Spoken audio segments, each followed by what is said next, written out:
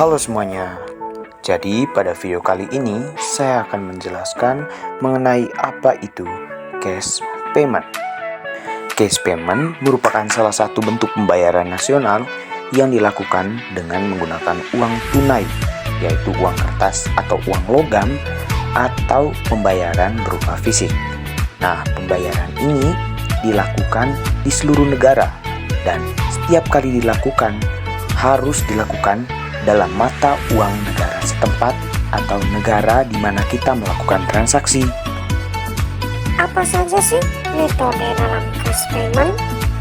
Oke, jadi ada beberapa metode yang dilakukan dalam cash payment secara internasional. Yang pertama ada cash in advance, yaitu pembayaran sebagian atau penuh sebelum barang dikirim, seperti yang kita kenal seperti bayar di muka. Nah, kemudian ada documentary collection, yaitu eksportir menyerahkan dokumen terkait pengiriman barang ke bank eksportir.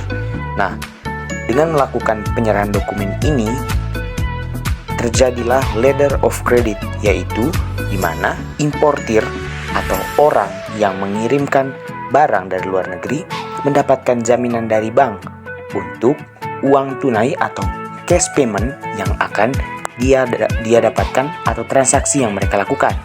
Nah, kemudian ada consignment, yaitu eksportir mengirim barang terlebih dahulu dan pembayaran dilakukan oleh importir jika barang sudah terjual.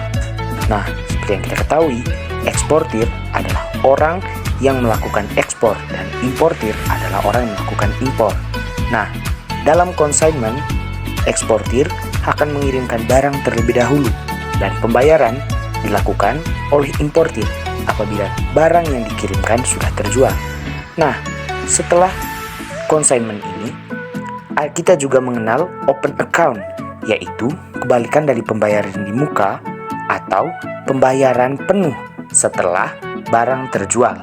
Nah, artinya di sini tidak ada pembayaran awal atau pembayaran sebagian, sehingga jaminan yang dimiliki atau yang diperoleh di sini cenderung lebih besar. Lalu, apa saja kelebihan dan kekurangan dalam cash payment? Oke, ada beberapa kelebihan dan kekurangan dalam cash payment. Yang pertama, kelebihan.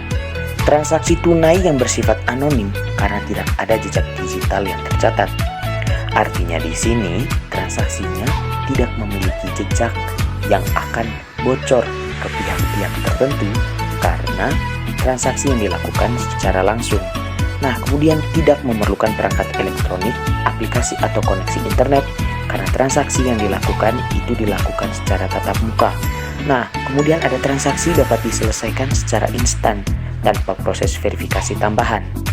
Nah, artinya karena penyelesaian atau transaksinya dilakukan secara langsung, tidak melalui proses verifikasi yang memastikan bahwa tidak ada kecurangan dalam transaksi.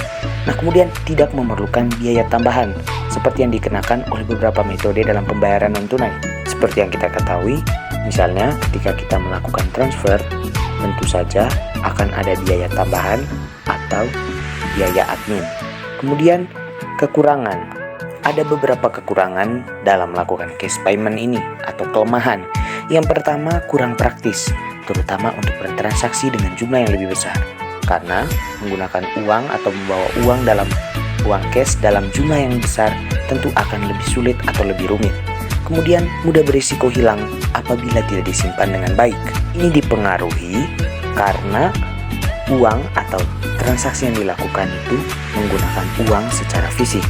Nah, kemudian resiko pencurian, pemalsuan, dan pencurian uang. Nah, akibat dari penggunaan uang secara fisik ini cenderung terjadi misalnya pemalsuan uang atau tindak pencurian. Nah, kemudian membawa uang tunai dapat mempersulit pengelolaan keuangan pribadi. Kebanyakan dari kita, jika kita memegang uang tunai, akan lebih kesulitan atau lebih sulit mengontrol diri. Nah, kemudian ada kurang efisien untuk bertransaksi jarak jauh atau ketika belanja online. Dalam transaksi online atau transaksi jarak jauh tentu akan kesulitan jika kita harus menggunakan uang tunai atau uang secara fisik. Kemudian tidak efisien dan hemat biaya untuk transaksi internasional. Nah, akibat melakukan cash payment secara internasional, tentu saja ini akan mempengaruhi penukaran atau perubahan mata uang. Seperti yang saya jelaskan pada awal tadi, bahwa dalam melakukan cash payment internasional, mata uang yang digunakan adalah mata uang negara di mana tempat kita melakukan transaksi.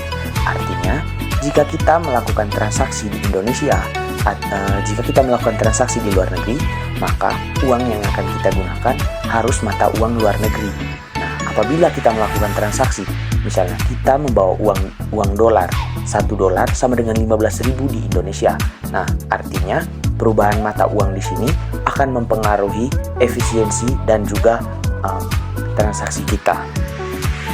Nah, pembayaran internasional melibatkan transfer uang dari satu mata uang ke mata uang lainnya.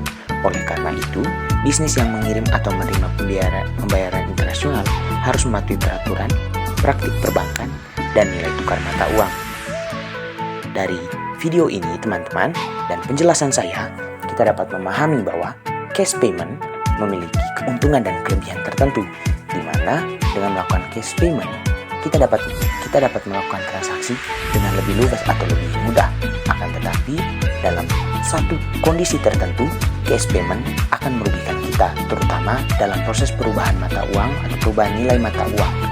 Teman-teman, cash payment dan juga jenis-jenis pembayaran internasional lainnya sering terjadi di dalam kehidupan kita sebagai masyarakat ekonomi. Nah, karena itulah penting bagi kita untuk mempelajari pembayaran internasional, terutama cash payment ini.